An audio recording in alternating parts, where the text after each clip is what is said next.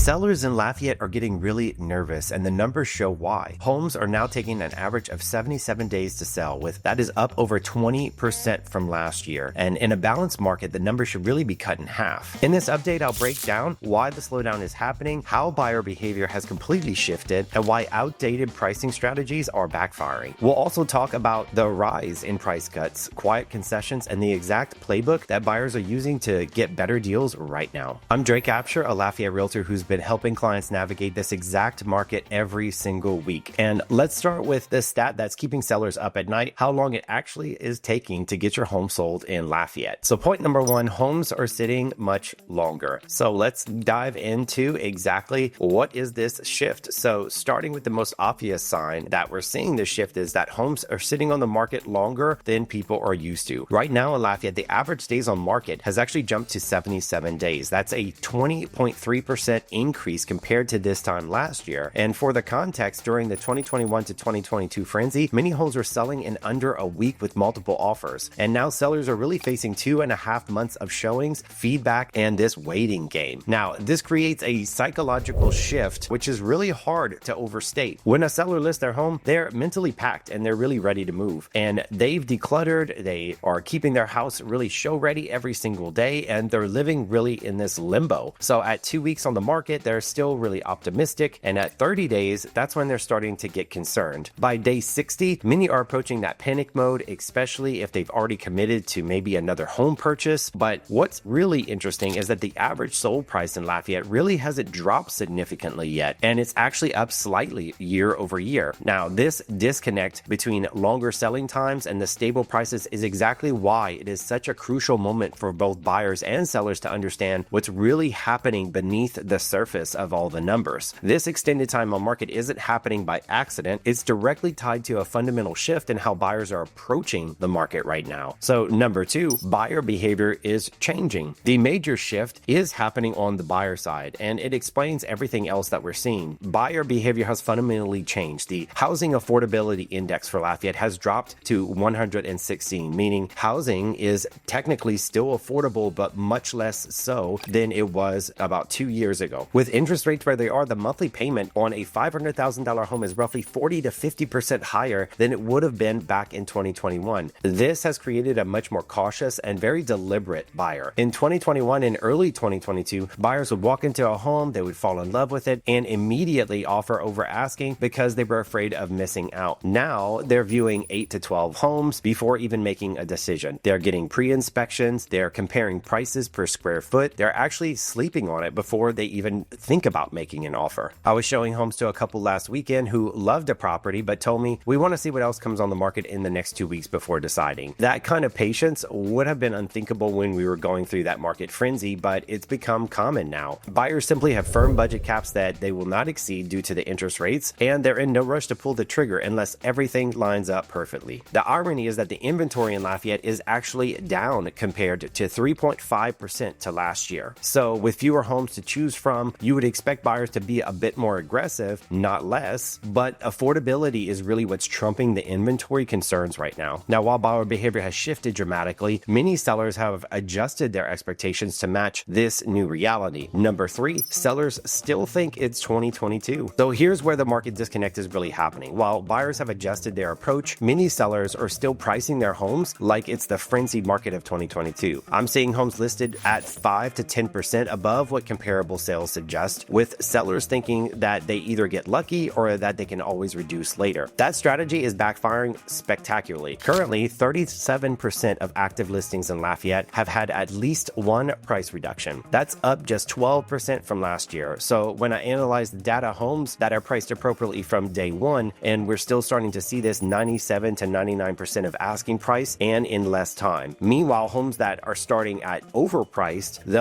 they then reduce and are ultimately selling for just 91 to 93% of their original list price. I had a seller last month that insisted on pricing their home at $475 when comparable sales suggested for $25 was market value. After 45 days with minimal showings, they reduced to $450. After another 30 days, they reduced again to $425,000. They finally sold at $410,000, below what they would have likely had gotten had they had priced it right initially from the get-go. Not only did they get less money, but but they endured 3 extra months of mortgage payment stress and uncertainty. This is the stale listing effect in action. Each price cut resets the buyer's clock in its mind, and it also signals desperation. Fresh listings get the most attention and the most showings and the best offers. Once a home has been sitting on the market for months with multiple price cuts, well, buyers start to wonder what's wrong with it, even if the only problem was the initial price. The combination of longer days on market and the stubborn seller pricing is leading to another market shift that smart buyers can leverage. Let's talk about number 4, which is price cuts and quiet concessions are rising. Now, the fourth major shift that we're really seeing in the rise is the price reductions, what I would call quiet concessions. With new listings up 8.8% compared to last year, sellers are facing more competition than they expected. When homes don't sell quickly, we're seeing an average price reduction of 4.7% from the original list price. But here's what's fascinating. Many sellers are doing everything that they can to avoid these public price cuts. Instead, they're offering concessions behind the scenes. In fact, 20% of closed sales in the last quarter included some form of seller contribution that wasn't reflected in the sold price. These quiet concessions take many forms. Sellers are offering to pay closing costs, maybe include some furniture, some appliances, or offer inspection repairs, or provide decorating allowances. New construction builders are particularly aggressive with incentives right now, offering rate buy downs to the mid 5% range, free upgrades worth $20,000 to $30,000, or even paying 6 to 12 months of HOA fees. I had a client make an offer on a home listed at $650,000 that would have been sitting for 58 days. Rather than reduce the price publicly, the seller countered with the full asking price, but offered a $20,000 credit for closing costs and repairs. This approach lets the seller preserve their sold price for neighborhood comps while still effectively reducing what buyers are paying. For buyers, that really creates a unique opportunity, and many sellers are more flexible than their firm asking prices suggest. You just need to know how to ask for these concessions and when a seller is likely to be receptive. All these market shifts are creating a window of opportunity for certain buyers while presenting real challenges for sellers who don't adapt. Let's talk about number 5 now, the smart buyer's opportunity. So what does all of this mean if you're a buyer right now? Well, the market shift is creating a significant opportunity that we didn't have or that didn't exist a year ago. Homes that have been listed for 45 days plus are selling at an average of 5.8% discount from their original asking price. And sellers are dismissing their requests for repairing, closing cost assistance a year ago and are now agreeing to them in nearly a third of all their deals. The key opportunity for buyers isn't that prices are plummeting. They're not. Lafayette's market fundamentals really remain strong. The opportunity is in negotiating power and having time to make good decisions. You can now take contingencies for financing, inspections, and even the sale of your current home. You can view multiple properties without the fear that everything will be gone in a week. You can negotiate not just on the price, but also on the terms, the timing, including all the items in the home. A perfect example of a client who just closed on a home that had been listed for 67 days. The home was beautifully maintained, but it was competing with newer construction nearby. We offered them 7% below asking with a request for $8,000 in closing cost assistance. But after some back and forth, we settled on about 5% below asking with the full closing cost assistance. And a year ago, this approach would have been laughed at or laughed out of the room. Today, it's resulted in a great home at a fair price with significantly reduced out-of-pocket costs. Now, this isn't a market crash by any means. It's a rebalancing. And for the prepared buyers with good credit, pre-approval, and some flexibility, it's creating the best buying conditions we have seen in several years. The question is, how long will this window remain before the market shifts again? Well, understanding these market dynamics is crucial, whether you're looking to buy or you're looking to sell in Lafayette right now. If you would like a personalized analysis of how these shifts impact your specific situation, reach out to me directly. My contact information is in the description below. If you're thinking about moving to Lafayette, you need to hear the other side first. In my next video, 7 reasons not to live in Lafayette, I will walk you through the biggest drawbacks people don't talk about so that you can make an informed decision. Click on the video on the screen right here, and I'll see you in the next one.